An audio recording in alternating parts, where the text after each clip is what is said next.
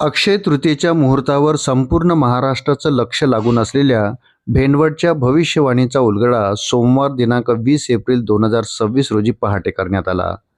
तब्बल 350 वर्षाची परंपरा असलेल्या या घटमांडणीत यंदा पिकांची स्थिती, पावसाचा अंदाज ते अगदी देशाच्या राजकीय आर्थिक स्थितीबाबत महत्त्वाची भाकितं वर्तवण्यात आली. अक्षय तृतीयेच्या मुहूर्तावर सूर्यास्तावेळी घटमांडणी करण्यात आली, ज्यानंतर दुसऱ्या दिवशी सूर्योदयावेळी या घटमांडणीच्या स्थितीचे अंदाज जाहीर करण्यात आले. यावेळी पंचक्रोशीतील अनेक शेतकरी आणि स्थानिकांनी इथे हजेरी लावली होती.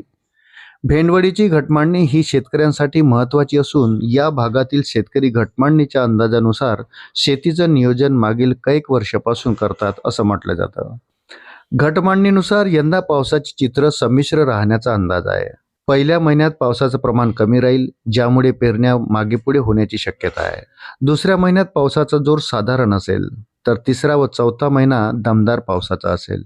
मात्र काही ठिकाणी अतिवृष्टीचा इशारा देण्यात आला असून या उत्तरार्धातील पावसाने पिकांची मोठी नासाडी होऊ शकते. पिकांबाबत यंदाचं भाकीत शेतकऱ्यांची चिंता वाढवणारं असून ज्वारी, उडीद आणि तूर ही पिकं सर्वसाधारण येतील.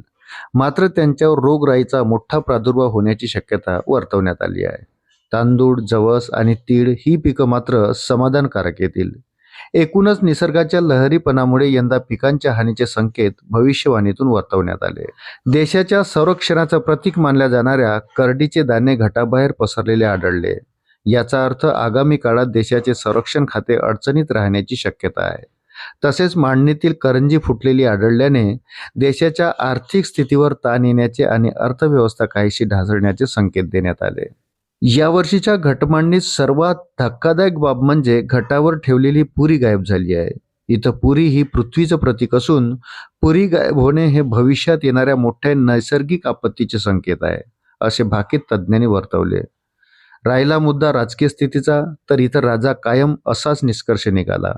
एकीकडे अर्थव्यवस्था आणि निसर्गाचं संकट असताना राजकीय क्षेत्रात मात्र स्थैर्य पाहायला मिळू शकते असा अंदाज आहे.